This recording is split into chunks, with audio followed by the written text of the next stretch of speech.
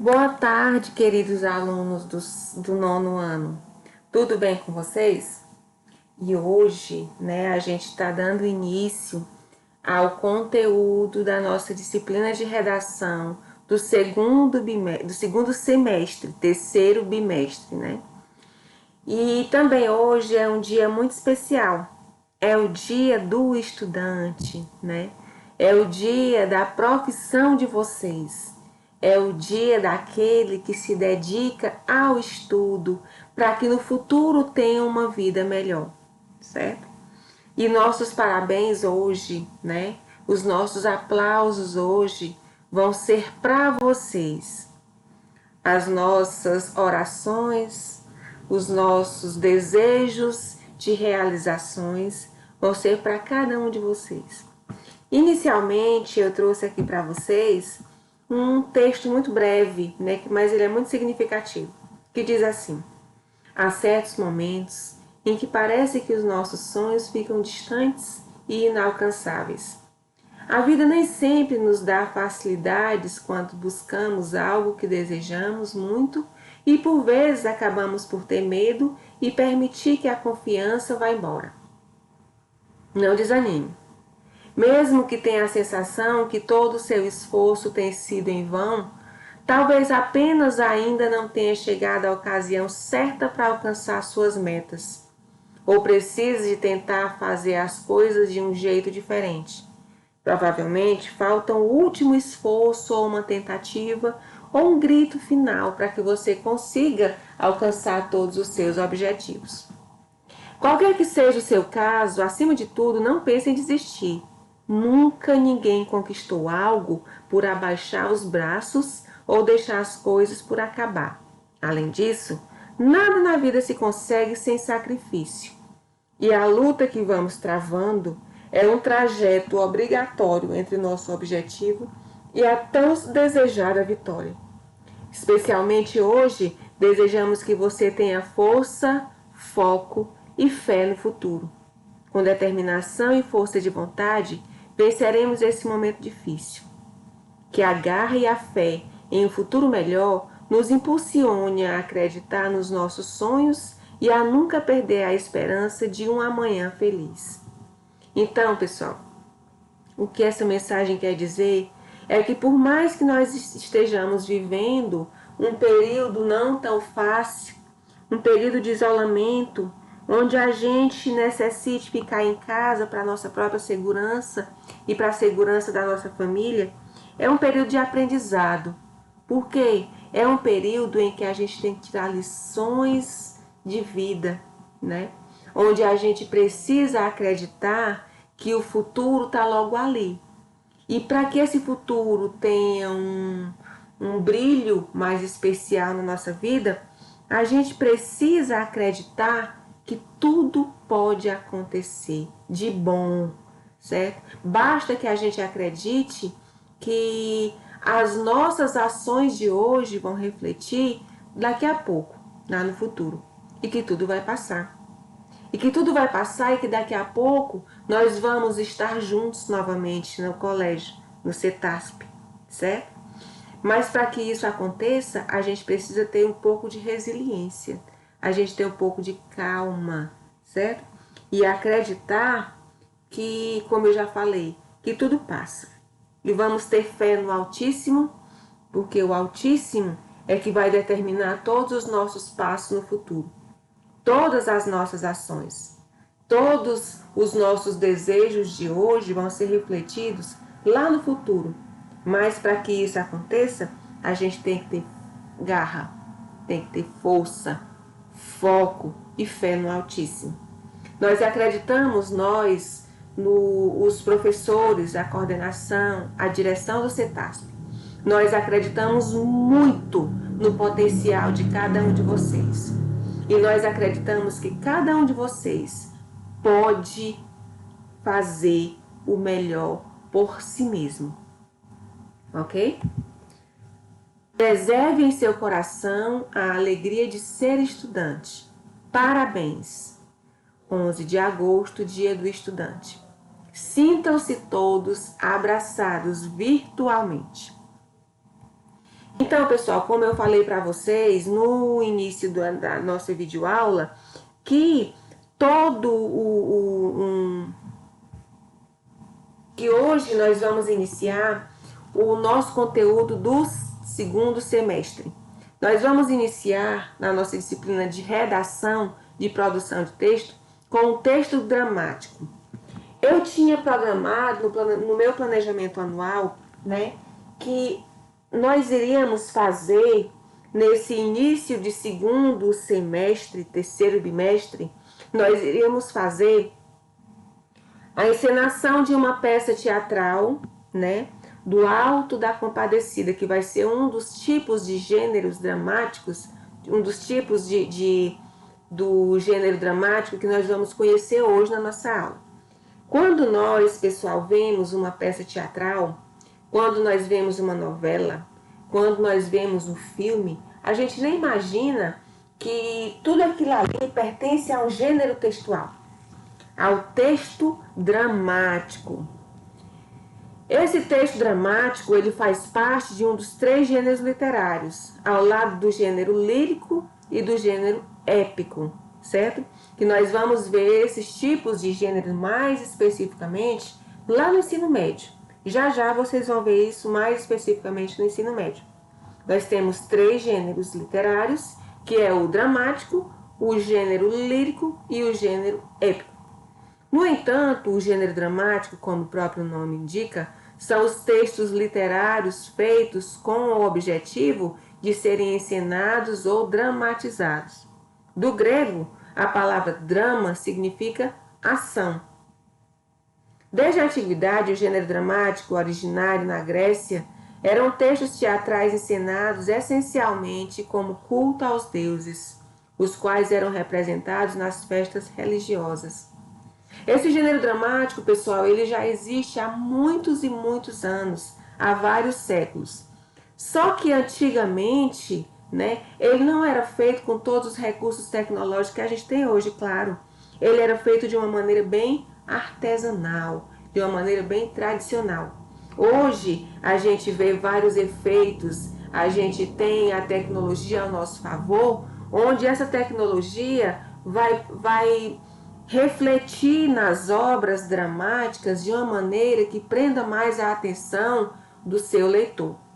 Entre os principais autores do texto dramático, tragédia e comédia na Grécia Antiga, estão o Sófocles, né, que ele viveu de 496 a 406 a.C., o Eurípides, ele viveu de 480 a 406 a.C., e o Ésquilo, que ele viveu de 524 a 456 a.C. A encenação dos textos de gênero dramático tinha o objetivo de despertar emoções na plateia, que é um fenômeno chamado de catarse. Então, a catarse, né, ela nada mais é do que a encenação de uma determinada peça teatral, de uma novela, né, com o objetivo de provocar as emoções na sua plateia, emoções a quem estivesse assistindo aquele drama, ok? As principais características do texto dramático: a encenação cênica, que é a linguagem gestual e sonoplastia, além da linguagem verbal, onde se tem os diálogos e os monólogos dos personagens, são utilizados, né, gestos, fisionomias, né, ou seja, tudo que não faz parte da linguagem verbal, né, as expressões faciais, as expressões corporais, como forma de os atores se apresentarem e passarem a sua mensagem para o leitor. A presença de diálogos e monólogos. O que são diálogos? Di quer dizer 2.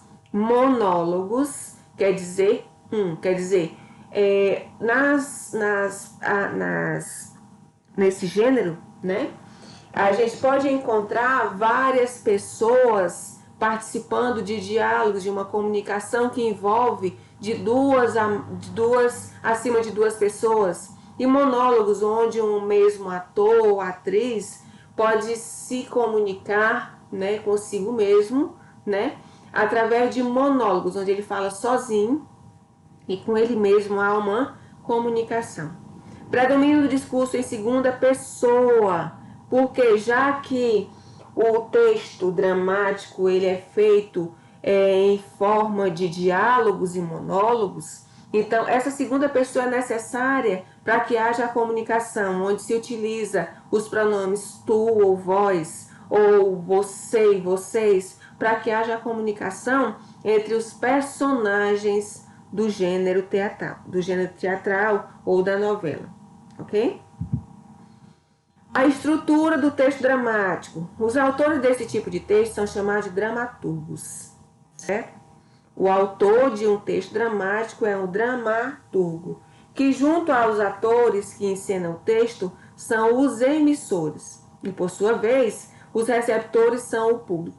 Assim, os textos dramáticos, além de serem constituídos de personagens, protagonistas, secundários ou figurantes, são compostos pelo espaço cênico, ou seja, vamos tirar o exemplo quando vocês estão se apresentando lá no auditório do patronato, né? Lá no auditório a gente tem aquilo ali como espaço cênico, que é o palco teatral e os cenários. Além do tempo que vai determinar cada cena ou ato, que a gente vai já ver o que é. Geralmente, os textos destinados ao teatro possuem uma estrutura interna básica: a apresentação, o conflito, o desenlace, certo? Onde se vai concluir. A apresentação ela faz uma exposição tanto dos personagens quanto da ação a ser desenvolvida.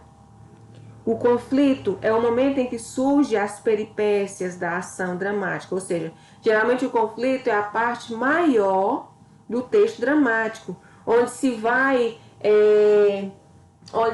determinar, né, o ponto alto da narrativa, o ponto alto da dramaturgia. E o desenlace, que a gente tem como a conclusão, é como vai acabar o desfecho da ação dramática. Ou seja, vai ter um início, um meio e um fim. A apresentação, o conflito e o desenlace. Além da estrutura interna, que é particular ao texto dramático, tem-se a estrutura externa.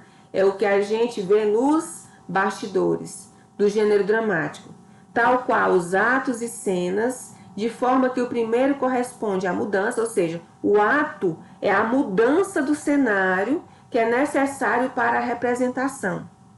E o segundo são as mudanças, a entrada e saída dos personagens. São as cenas. Observem que quando vocês vão encenar uma peça teatral lá no auditório, muitas vezes vocês precisam fechar as cortinas, certo? Aquele fechamento das cortinas, ele vai determinar os atos e vai determinar as cenas. Observe que cada cena corresponde a uma unidade da ação dramática, certo? Quer dizer que a unidade é cada pedaço da encenação que você está fazendo. Os tipos de textos dramáticos. A gente, pessoal, vê que existem 5 tipos de textos dramáticos. O texto dramático pode ser dividido em 5 tipos: a tragédia, a comédia, a tragicomédia, a farsa e o auto. A tragédia é a representação de acontecimentos trágicos, geralmente com finais funestos, certo? Finais infelizes. Os temas explorados pela tragédia são derivados das paixões humanas, do qual fazem parte os personagens nobres e heróicos, sejam deuses ou semideuses. A comédia, como o próprio nome já diz, a comédia tem um quê de algo de humor, de engraçado, certo? Então, a comédia é a representação de textos humorísticos que levam ao riso da plateia. São textos de caráter crítico, jocoso e satírico. A principal temática dos textos de comédia Envolvem ações cotidianas, do qual fazem parte personagens humanos estereotipados. A tragicomédia é a união de elementos trágicos e cômicos na representação teatral. A farsa. Uma das farsas mais conhecidas hoje na nossa atualidade é a farsa de Inês Pereira. É uma farsa muito conhecida, é uma farsa, que é o gênero, um texto dramático, muito conhecido na nossa atualidade. Surgida por volta do século XIV, a farsa designa uma curta peça teatral de caráter crítico, formada por diálogos simples e representada por personagens caricaturais em ações corriqueiras, cômicas e burlescas. E, por fim, o auto, que a gente vai ter um exemplo já no nosso livro de auto. Ele é surgido na Idade Média. Os autos são textos curtos de temática cômica, os quais são geralmente formados por um único ato.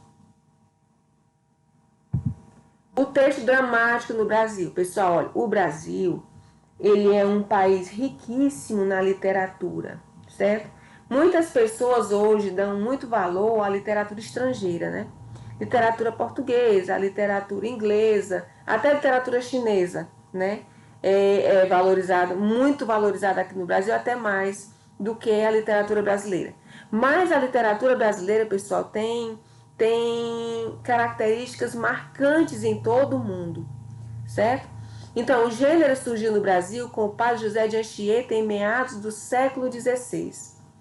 No século seguinte, não há muitos registros do gênero. Só no século XVIII é que Antônio José da Silva produziu algumas obras cheias de humor e psicologia.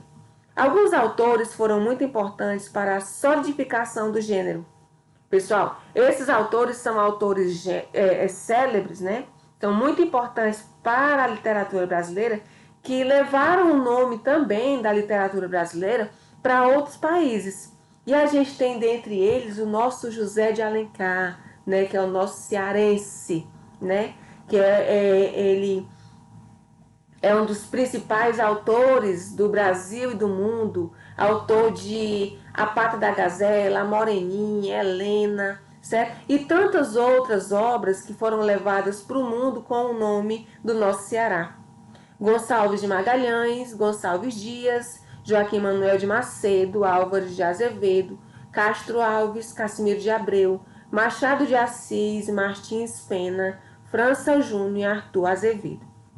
Outros dramaturgos importantes a partir dessa época, pessoal, é o Jorge de Andrade, que tem como principal peça a Moratória, né, de 1955, a Escada, de 1961, e Os Ossos do Barão, que inclusive já foi até uma novela, né, de 1963. Plínio Marcos, né, de 1935 a 1999, cujas obras causaram grande impacto no público brasileiro quando de seu lançamento. O país começava a viver, então, um período de crescimento econômico com a ditadura militar e peças como Dois Perdidos numa Noite Suja, em 1965, Navalha na Carne, que também se transformou em uma novela, né, de 1966, O Abajur Lilás, de 1975, e Quando as Máquinas Param, de 1978. Nós temos também um autor muito atual, que ele é o autor de várias novelas, né, principalmente da Rede Globo, né, que foi o Dias Gomes. 1922 a 1999, dramaturgo baiano, tornou-se extremamente popular com a encenação e posterior filmagem e O Pagador de Promessas, pessoal, no início dos anos 60. O Pagador de Promessas é uma obra conhecida em todo o mundo. E nós temos o guru, né, o grande, o espetacular Ariano Suassuna, né, que ele morreu recentemente, em 2014. O Ariano Suassuna, pessoal, ele é um escritor, ele é um autor, um dramaturgo maravilhoso, né? Ele era um altamente simples. É tanto que ele foi escolhido para a Academia Brasileira de Letras como um cargo, né, muito especial para a academia. Ele ocupou esse cargo até no ano da sua morte, que foi 2014. Ele era um amante da literatura brasileira. Ele era um amante da literatura nordestina, do nordestino, do simples, do sertão, certo? Nós vamos ver aqui no nosso livro, né, uma obra célebre do Ariano Suassuna. Ele tem vários vídeos publicados, quem puder ter a oportunidade de assistir, né, alguns desses vídeos, lá no YouTube, só você colocar Ariano Suassuna, lá ele vai contar os causos, né, os causos dele, né, na região Nordeste, onde ele fala tudo com muito humor, né, com muita crítica, com uma satírica muito grande, né.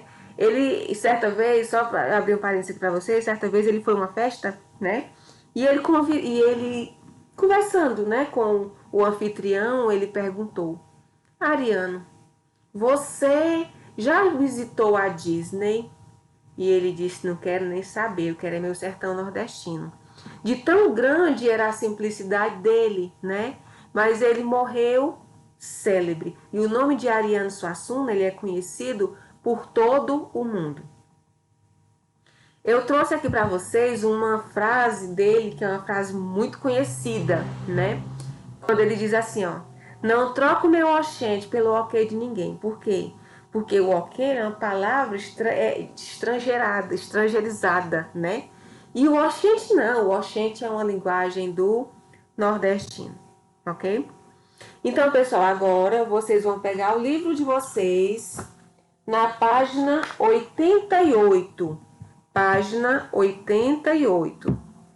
Vamos lá? Página 88. Página 88. Onde a gente tem o texto dramático. Nesse capítulo, nós vamos ler um trecho de uma peça de teatro escrita por Ariano Suassuna. Antes disso, conheça um pouco sobre o contexto da obra e do autor. Pessoal, quem não assistiu o Alto da Compadecida, assistam, porque ela é uma obra que ela mistura humor, ela mistura religião, ela mistura regionalismo da nossa região Nordeste. Então, o Alto da Compadecida, ele foi criada em 1955. A peça teatral O Alto da Compadecida é a obra mais conhecida do Ariano Suassuna. Foi encenada pela primeira vez em 1956 pelo grupo do Teatro Adolescente do Recife, em Pernambuco, e conquistou a medalha de ouro da Associação Brasileira de Críticos Teatrais. O sucesso foi tanto que a peça acabou sendo traduzida em várias línguas e representada em diversos países. Além disso, foi adaptada para uma minissérie de televisão e ganhou uma versão para o cinema, atingindo grande sucesso na bilheteria. Quem é que não conhece o Chicó? Quem é que não conhece o João Grilo, né? Então, são figuras que são muito conhecidas, né? E que levam humor, e que levam uma crítica, e que levam um certo ensinamento, né? Para todo o mundo. A história ocorrida em uma pequena cidade do interior do Nordeste brasileiro conta um pouco da vida do Chicó, um jovem que adora contar mentiras, e o João Grilo, que vive metido em confusões. Temas universais como o medo, a morte, o céu, o inferno, a avareza humana e suas amargas consequências fazem parte dessa obra que incorpora a tradição da literatura de cordel. Ok? Nós vamos conhecer um pouco agora do Ariano, que ele nasceu em 1927 e morreu no ano de 2014, certo? Pessoal, uma particularidade do Ariano. Ele disse, né? Eu tô falando aqui porque, assim, eu sou apaixonada pelas obras do Ariano Suassuna. Ele dizia que numa época, né? Ele vestia paletó, né? Aí depois, quando ele foi chamado, depois que ele foi eleito como membro emérito da Academia Brasileira de Letras, aí ele foi lá e viu todo mundo de paletó, aquela coisa apertando ele, não usou mais paletó. Ele só usava a roupa dele normal, aceitasse ele que aceitasse. Ele não ia colocar aquele negócio no pescoço, aperta na garganta dele. De vocês perceberam de tamanha a simplicidade do Ariano Suassuna. Teve grande atuação cultural e política no Recife, em Pernambuco, onde passou a maior parte da vida. Suassuna ministrava palestras em forma de aulas e espetáculo, nas quais valorizava a cultura brasileira e se posicionava de modo autêntico sobre os diversos assuntos. Nessas aulas também divertia o público com piadas, os causos, e as crônicas orais, fruto de sua vivência no sertão nordestino. Pessoal, quem tiver a oportunidade, de abrir o YouTube, às vezes você está sem fazer nada, e fica só navegando na internet, vão lá e vejam as obras do Ariano Suassuna, que são obras encantadoras, vocês vão morrer de rir, certo?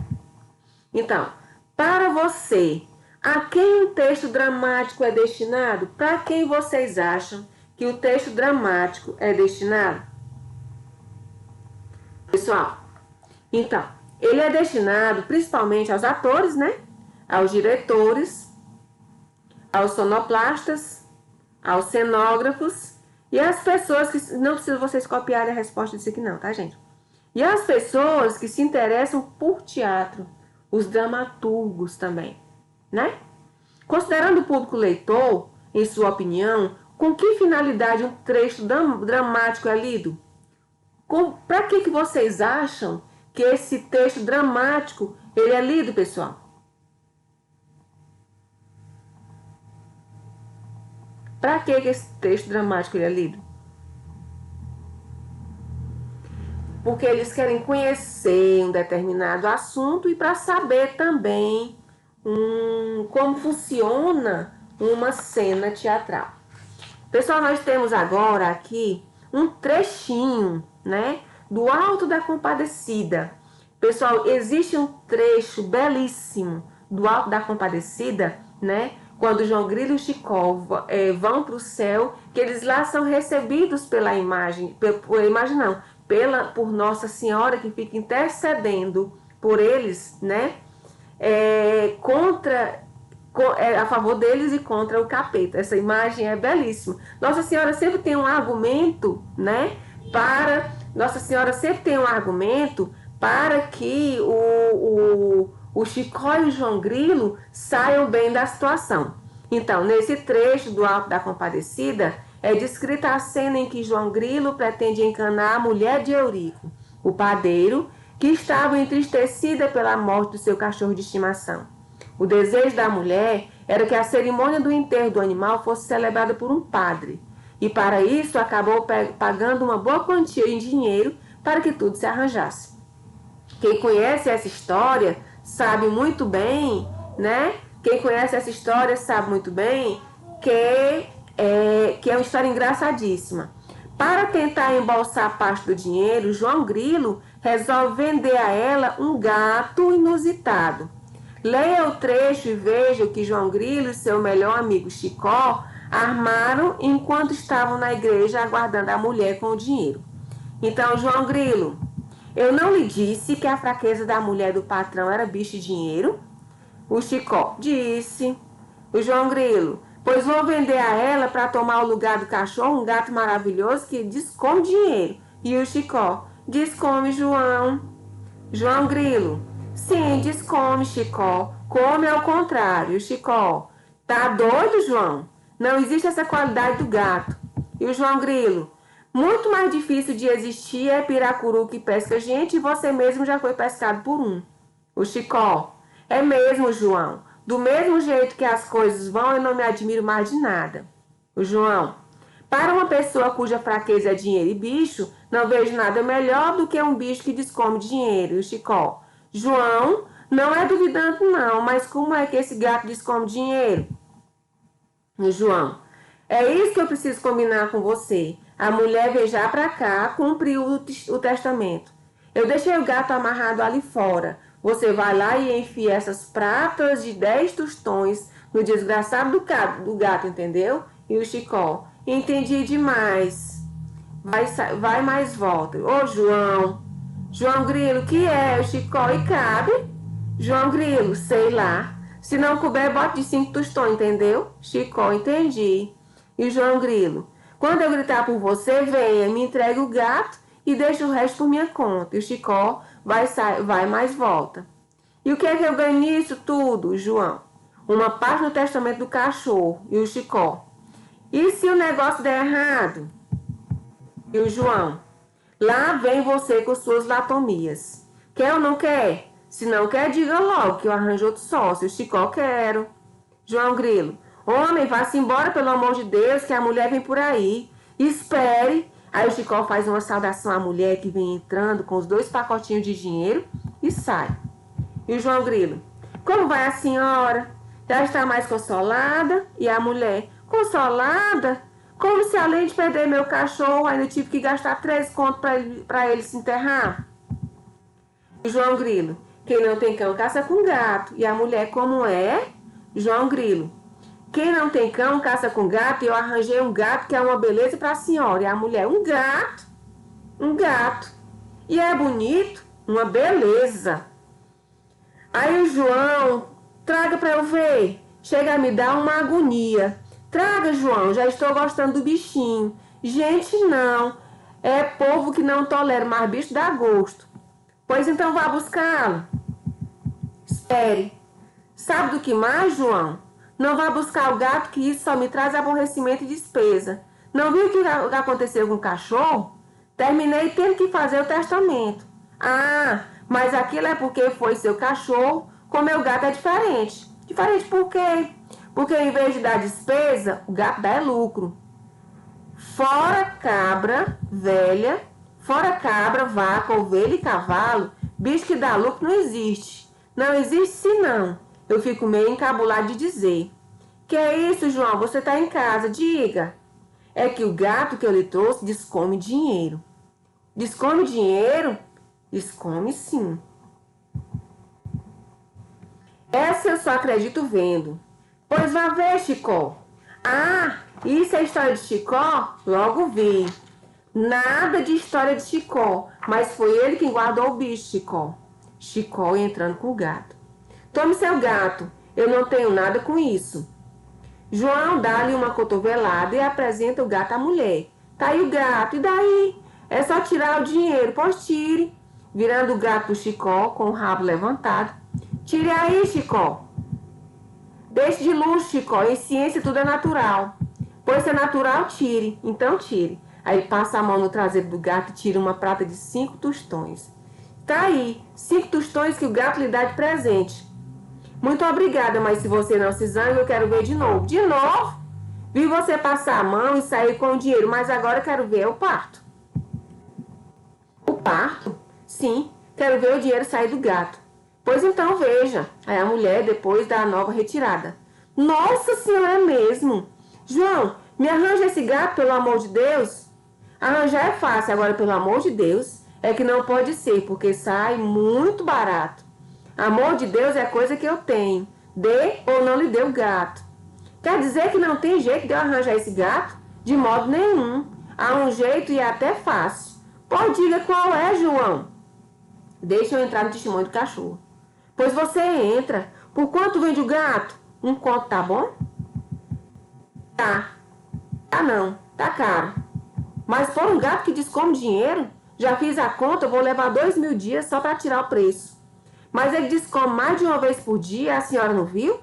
Mas ele pode morrer. Só dou 500 e se você não aceitar, será demitido da padaria. Tá certo, fica pelos 500.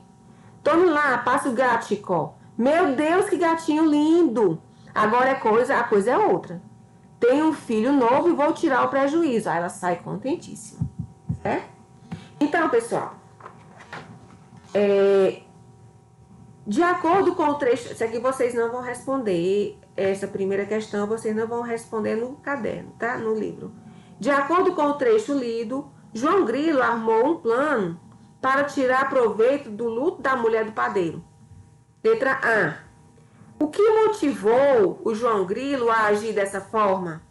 Identifique no texto 2 trechos que comprovem sua resposta. O que motivou o João Grilo a agir dessa forma? Porque a mulher era muito ambiciosa. Ela era muito ambiciosa e tinha fraqueza por dinheiro. E ela gostava muito de bicho. Então, um trecho, pessoal, lá do texto que identifica essa parte, né? Que identifica essa parte, que é um texto que diz assim: eu não lhe disse que a fraqueza da mulher do patrão era o bicho e dinheiro? Para uma pessoa cuja fraqueza é dinheiro e bicho, não vejo nada melhor do que um bicho que descome dinheiro. E o outro trecho também que pode ser possível para essa resposta é: gente, não é povo que não tolera, mas bicho dá gosto. Certo? Então, o João Grilo ele fez isso porque ele sabia que a mulher ela era fascinada por dinheiro e ela gostava também de bicho. Então, ela uniu essas duas características dela, né, da mulher do padeiro, para poder aplicar o golpe em cima dela. Na letra B, cite alguns argumentos usados por João para convencer a mulher a negociar com ele. O que foi que ela usou, o que foi que o João Grilo usou para convencer ela a negociar com ele, né? Ele disse que o gato era diferente porque em vez de dar despesa, ele dava lucro, porque ele descomia dinheiro, né? Então ele tirou o dinheiro da traseira do gato, né? Para poder impressionar a mulher do padeiro. Certo? A letra C. É possível concluir que o plano do João Grilo deu certo? Por quê? Vocês acham que o João Grilo deu certo com o plano dele? Sim, pois ele conseguiu convencer a mulher do que o gato descomia dinheiro, não era? Ele se aproveitando, João Grilo se aproveitando dessa fraqueza da mulher do padeiro, ele resolveu aplicar o golpe em cima dela, o golpe que ela caiu direitinho, certo? Então é possível concluir que o plano do João Grilo deu certo? Sim. Então, pessoal, vocês vão responder agora a segunda e a terceira questão somente. Segunda e a terceira questão. Segunda e terceira questão. Segunda e terceira questão.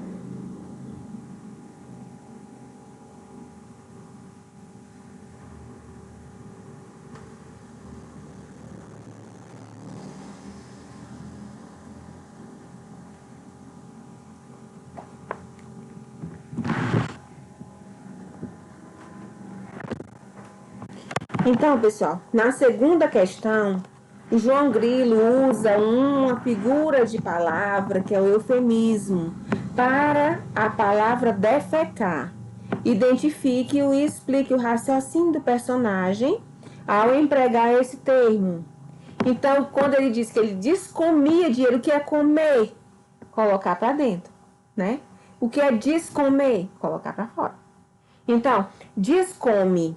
Então, a figura de linguagem, de palavra que ele utiliza do eufemismo, né? Quando ele diz defecar, ele usava a palavra descomer. Descomer. Quando ele identifique-o e explique o raciocínio do personagem ao empregar esse termo. Ele diz, João Grilo emprega esse verbo para indicar que o gato come ao contrário, ou seja, que ele defeca. Come ao contrário é defecar. O efeito humorístico pode ser obtido, por exemplo, pela caracterização exagerada de personagens, pela criação de mal-entendido, de situações descomedidas, inesperadas, ou de enganação, confusões, espertezas e trapaças. Terceira, o trecho lido apresenta diversas situações com humor. Cite alguns exemplos. A gente percebe que no texto do Ariano Suassuna, né, quem tiver a oportunidade de ver mais outros textos, né, a gente percebe que são textos onde o humor predomina. E que aqui nesse texto, em diversos momentos do texto, são mostradas as atitudes de esperteza do João Grilo, que tenta trapacear e enganar a mulher do padeiro, dizendo que o gato descomia dinheiro. Assim, o jeito como o personagem é caracterizado e como as situações são apresentadas de forma exagerada ajudam a construir o efeito de humor no texto. O gato descomia dinheiro, certo? E tudo isso causando um efeito de humor no texto. Pessoal, a nossa aula de hoje foi só, mas vocês vão fazer para a gente corrigir na próxima aula, explorando o texto dramático, na página 95, 96 e 97. 95, 96 e 97 para a gente corrigir na nossa próxima aula, tá? Tchau, tchau.